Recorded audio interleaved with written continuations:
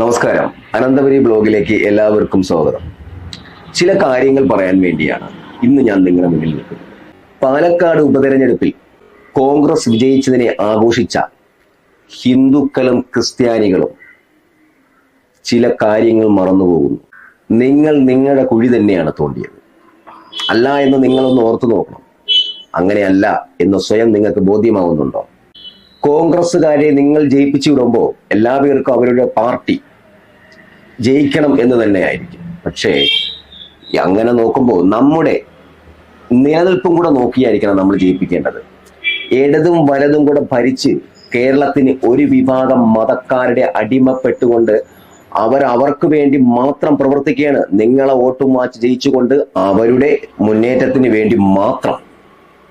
അതിലൊരു ഉദാഹരണമാണ് വഖഫ്. വഖഫ് എന്ന് പറയുന്ന നിയമം ഇത്രയും വർഷമില്ലാതെ ഇപ്പൊ പൊക്കിയെടുത്തുകൊണ്ട് വന്ന് പല പള്ളികളും ഹിന്ദു ആരാധനാലയങ്ങളും ക്രിസ്ത്യാനികളുടെയും സ്വത്തുവകകളും സുപ്രീം കോടതിയും അങ്ങനെ പറഞ്ഞു ഓരോ സ്ഥലങ്ങളും കൈയടക്കാൻ വേണ്ടി കാത്തിരിക്കുന്ന അവർക്ക് വേണ്ടി കൊടപിടിക്കുന്ന ടീമാണ് ഇടതും വലതും, കമ്മ്യൂണിസ്റ്റ് പാർട്ടിക്കാരനും കോൺഗ്രസ്സുകാരനും. കേരളത്തെ ശരിക്കും എല്ലാ ജനങ്ങളെയും ചതിക്കുഴിയിലാക്കിക്കൊണ്ടിരിക്കുകയാണ് ഇവന്മാര്. അതിനൊരു ഉദാഹരണമാണ് പാലക്കാട്. നിങ്ങൾ എന്തുകൊണ്ട് മനസ്സിലാക്കുന്നില്ല?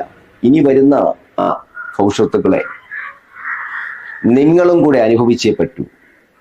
നിങ്ങൾ കഥയേറിയ നാട്ടം കാണുന്ന കുറെ അന്ധരായ ഹിന്ദുക്കളും ക്രിസ്ത്യാനികളുമാണ്. നിങ്ങൾ ഉണരില്ല. ഉണരണമെങ്കിൽ നിങ്ങൾക്ക് അടിക്കുന്ന അടി തലയ്ക്ക് കിട്ടും. അത് ഉപരി തന്നെ തരും. എന്തെന്നറിയോ? അടിയായിട്ടല്ല, നിങ്ങളുടെ കിടപ്പാടം വരെ ചിലപ്പോൾ നഷ്ടപ്പെടാം. നാളെ ഒരിക്കൽ ഈ വോട്ടിട്ട് ജയിപ്പിച്ച നിങ്ങളുടെ വസ്തുവും വഖഫ് ബോർഡിന്റെ ആണെന്ന് പറയുന്ന ഒരു കാലമുണ്ടാവും. ഓർമ്മിച്ചോളൂ. വലിയ ഗീർവാണം വിടുന്ന കോൺഗ്രസ്സുകാരോട് ഞാനൊരു കാര്യം ചോദിച്ചോട്ടെ. 10 സംഘടിത പാർട്ടികൾ ഒത്തുചേർത്ത് ഊടായ്പ ഇല്ലാതെ ഒറ്റ കക്ഷിയായിട്ട് ജയിച്ച ഏത് സ്ഥലമാണ് നിങ്ങൾക്കുള്ളത്? ഇന്ത്യയിൽ എവിടെയാണുള്ളത്? ഇവിടെയും നിങ്ങളെ ജയിപ്പിച്ചത് ആരാണ്?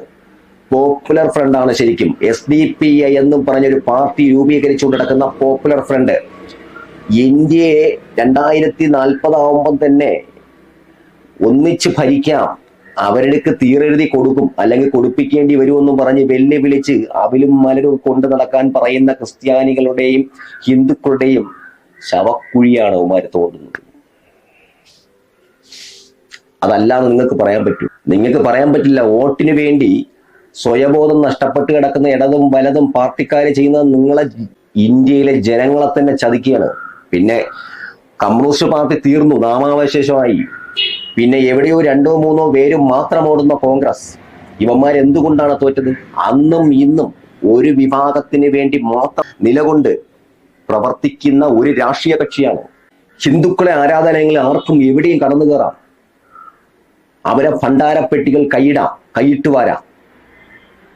എന്നാൽ യുവമാരടുത്ത് പോവില്ല. അവർക്കും എല്ലാ ഒത്താശയും ചെയ്ത് മദ്രസയിൽ പഠിപ്പിക്കുന്ന ഉസ്താക്കന്മാർക്ക് ശമ്പളം വരെ കൊടുത്ത് അവിടെ ഇരുത്തിയിരിക്കുകയാണ്, വർഗീയതയ്ക്കും തീവ്രവാദത്തിനും വേണ്ടി. അതാണ് ഇവിടുത്തെ ഇടതും വലതും മുന്നണി പ്രവർത്തകർ ചെയ്തുകൊണ്ടിരിക്കുന്ന. അവിടെയാണ് ഹിന്ദുക്കൾ എന്ന് പറയുന്ന നിങ്ങളെ ആ മണ്ടന്മാര് കൊണ്ട് തലവെച്ചു കൊടുത്ത് പാലക്കാട് ഇലക്ഷനിൽ ജയിപ്പിച്ചപ്പോ അവിടെ ആഹ്ലാദ പ്രകടനം നടത്തിയത് SDPI എന്ന തീവ്രവാദ ശക്തിയാണ്.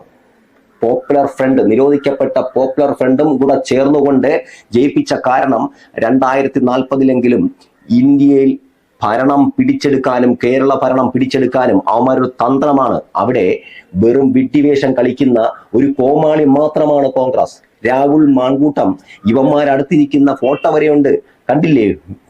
മാധ്യമങ്ങളിൽ ഇങ്ങനെ നിറഞ്ഞു നിൽക്കുന്നത്, ഓൺലൈൻ ചാനലിൽ നിറഞ്ഞു നിൽക്കുന്നത്. ഇവനെ കോട്ടിന് വേണ്ടി സ്വന്തം കുടുംബത്തെ വരെ ഒറ്റയ്ക്ക് കൂട്ടിക്കൊടുക്കുന്ന വെറും ചെറ്റകളാണ് ശരിക്കും പറഞ്ഞാൽ കോൺഗ്രസ് എന്ന് പറയുന്ന പാർട്ടി. അവരെ ജയിപ്പിച്ച് നിങ്ങൾ വിടുമ്പോ മുസ്ലിങ്ങളുടെ കടന്നുകയറ്റം, അവരെ അധികാരവും പിടിച്ചെടുക്കാനുള്ള ശ്രമത്തിൽ നിങ്ങളും അതിലൊരു സാക്ഷിയാവേൻ. ഇന്ത്യ എന്ന് പറയുന്ന നല്ലൊരു മഹാരാജ്യത്തിനെ നശിപ്പിക്കാനും തീരെഴുതി കൊടുക്കാനും തയ്യാറായി നിൽക്കുന്ന കോൺഗ്രസ് എന്ന് പറയുന്ന ഒരു വെറും 3ാം കട പാർട്ടിക്കാണ് നിങ്ങൾ ഇവിടെ തുടക്കം കുറിച്ചത്. മനസ്സിലാക്കുന്ന കാലം നിങ്ങൾക്കുണ്ടാവും. ക്രിസ്ത്യാനികളും ഹിന്ദുക്കളും ഇതിൽ വോട്ട് കൊടുത്ത് ജയിപ്പിച്ച നിങ്ങൾ അറിയാതെ പോലും SDPIക്ക് വരെ കൂട്ടുനിൽക്കുന്നതിന് സമമായിരുന്നു ആ ഒരു ഇലക്ഷൻ ഉപതെരഞ്ഞെടുപ്പ്. ഓർമ്മയുണ്ടാവുമല്ലോ. രാഹുൽ മാങ്കൂട്ടം എന്ന് പറയുന്നവൻ ഇലക്ഷൻ റിസൾട്ട് വന്നതിന്റെ അന്ന് തന്നെ അവന്റെ മുഖം മൂടി പുറത്തു വന്നു.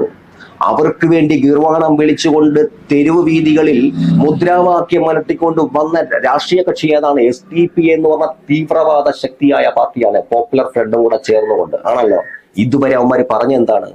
അവരൊന്നുമില്ല, നമ്മൾ ഒറ്റയ്ക്കാണ്. ഞാനൊന്ന് ചോദിക്കട്ടെ കോൺഗ്രസ്സുകാരോട്, എവിടെയെങ്കിലും ഒറ്റ കക്ഷിയായിട്ട് ജയിക്കാൻ കഴിഞ്ഞിട്ടുണ്ടോ? അവിടെ കിടക്കുന്ന തെരുവിലെറിയുന്ന പട്ടിയായ പാർട്ടിയെ വരെ ഒന്നിച്ച് നിർത്തിക്കൊണ്ട് 500 പാർട്ടിയെ ഒന്നിച്ച് ബന്ധിപ്പിച്ചുകൊണ്ട് എല്ലാരെയും കൂടെ പിച്ചയെടുക്കും പോലെ കൈനീട്ടി രാഹുൽ ഗാന്ധി അവിടെ അത്രയും കിടന്ന് തെണ്ടി ഉണ്ടാക്കിയ രാഷ്ട്രീയ കക്ഷികളുടെ വോട്ട് വാങ്ങിച്ചാണ് ഇന്ന് ചില സ്ഥലങ്ങളിൽ, തുച്ഛമായ സ്ഥലങ്ങളിൽ മാത്രം ഭരണത്തിയിരിക്കുന്നത്. അല്ലാതെ എവിടെയാണ് പിന്നെ കോൺഗ്രസ്സുകാർക്ക് ഭരണം കിട്ടിയിട്ടുള്ളത്? ഒന്ന് പറഞ്ഞു തരണം. ഇന്ത്യ എന്നൊരു സംഘടന ഉണ്ടാക്കി ഈ ഇന്ത്യയിലുള്ള ഏത് പട്ടി പാർട്ടിയുടെയും വീട്ടിൽ ചെന്നിരുന്ന പിച്ചാതനും അവരെ കാലും തടവിക്കൊടുത്ത് രാഹുൽ ഗാന്ധിയും സോണിയാഗാന്ധിയും പ്രിയങ്ക ഗാന്ധിയും കൂടെ ചേർന്ന് തടവി, പിന്നെ രമേശ് ചന്ദ്രന്റെ ഇവിടുത്തെ കുറച്ച് കുടാണ്ട്രികൾ കൂടെ ചെന്നിരുന്ന് തടവിക്കൊടുത്തതിന്റെ ഫലമാണ് ഈ ജയം. അതും തുച്ഛമായ വോട്ടിന്.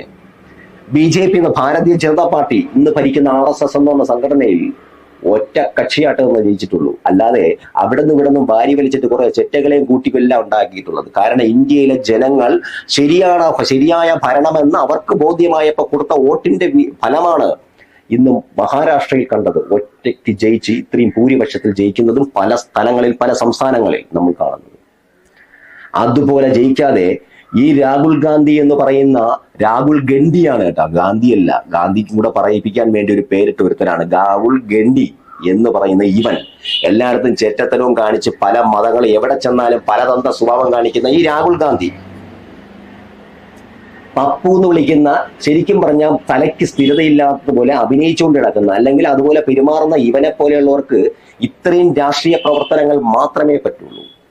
യഥാർത്ഥ രാഷ്ട്രീയക്കാരനാവാൻ പറ്റില്ല. കാരണം എല്ലായ്പ്പോഴും ജനങ്ങളെ പറ്റിക്കാൻ പറ്റില്ല എന്ന് ഇന്ത്യയുടെ ജനങ്ങൾ മനസ്സിലാക്കി. അതാണ് കോൺഗ്രസ് ഇന്ന് തൂത്തുവാരിക്കൊണ്ട് നടക്കുന്നത്. എന്നറിയോ, എവിടെയെങ്കിലും പോയി തുടച്ചുവാരി കൈയും കാലും പിടിച്ച് വോട്ടിന് വേണ്ടി തെണ്ടുന്ന കാരണം ഇതുകൊണ്ട്. ഇന്ത്യ എന്ന് പറഞ്ഞ നല്ലൊരു മഹാരാജ്യത്തിനെ ഈ അവസ്ഥയിൽ എത്തിച്ചത് കോൺഗ്രസ് എന്ന് പറയുന്ന കുറെ ചെറ്റകളാണ്, പാർട്ടിക്കാരന്മാരാണ്. അതിലൊരു പപ്പു എന്നും പറഞ്ഞ് കൊച്ചുകുള നേഴ്സറി കുട്ടികളെ പോലെ പിന്നെ മണ്ടത്തനവും പറഞ്ഞുകൊണ്ട് നടക്കുന്ന ഈ പപ്പു എന്ന് പറയുന്ന ഈ ഒരു യോഗ്യതയും ഇല്ലാത്ത പ്രതിപക്ഷ നേതാവായിട്ട് കയറിയിരിക്കുന്ന, ഒരു യോഗ്യതയും ഇല്ലാത്ത ഇവനെ പോലെയുള്ളവന്മാരാണ് തീവ്രവാദങ്ങളെ വളർത്തുന്നതും തീവ്രവാദ ശക്തികൾക്ക് കൂട്ടുനിൽക്കുന്നതും കൂട്ടിക്കൊടുക്കുന്നതും. ഇല്ല എന്ന് ഇന്ത്യയുടെ ജനങ്ങൾക്കറിയാമോ? കേരളത്തിലെ കുറെ മണ്ടരായ ജനങ്ങൾ മനസ്സിലാക്കണം. ഇന്നല്ലെങ്കിൽ നാളെ നിങ്ങൾക്ക് ഇതേ അവസ്ഥ വരും. ബംഗ്ലാദേശിൽ നടക്കുന്ന അതേ അനുഭവം തന്നെ ഇവിടെ വരും. അന്നേ മനസ്സിലാക്കുള്ളൂ. ഇവരെ പോലെ തീവ്രവാദ ശക്തികളെ വളർത്തി വലുതാക്കി വിട്ടതിന്റെ ഭാഗമാണ്, അതിന്റെ ഫലമാണ് ഇന്ന് അനുഭവിക്കുന്ന പലരും, ഇന്ത്യയുടെ പല ജനങ്ങളും. അത് ഇനിയെങ്കിലും മനസ്സിലാക്കുക നിങ്ങൾ.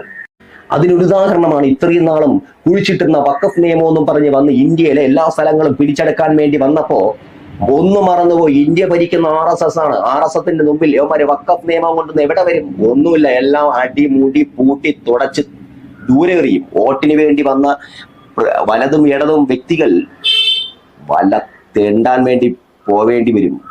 വോട്ട് ബാങ്ക് ചോർത്തുന്നത് ഇന്ത്യയിലെ ജനങ്ങളെ പറ്റിച്ചും വഞ്ചിച്ചുമല്ല, ആണത്തത്തോടെ നിന്ന് ജനങ്ങളുടെ വോട്ട് വാങ്ങിച്ചാണ് ജയിക്കേണ്ടത്. മുസ്ലിങ്ങളുടെ തീവ്രവാദ ശക്തികളുടെ വോട്ടിന് വേണ്ടി സ്വന്തം കുടുംബത്തിരിക്കുന്ന പെൺകുട്ടികളെ വരെ കൂട്ടിക്കൊടുക്കുന്ന ഒരുതരം രീതികളിലല്ല വോട്ട് ചോദിക്കേണ്ടത് ഇടതും വലതും മുന്നണികൾ. അതിൽ പെട്ടുപോകുന്ന ഹിന്ദുക്കളും ക്രിസ്ത്യാനികളും ഒന്നും മനസ്സിലാക്കാനാണ് ഞാൻ ഈ പറയുന്നത്. ഇതുപോലത്തെ തീവ്രവാദ ശക്തികളെ വളർത്താൻ വേണ്ടി ഇവന്മാർ ഇറങ്ങിത്തിരിക്കുമ്പോൾ നമ്മൾ സ്വന്തമായിട്ട് ജനിച്ചു വളർന്ന മാതൃരാജ്യത്തെ മറക്കരുത്.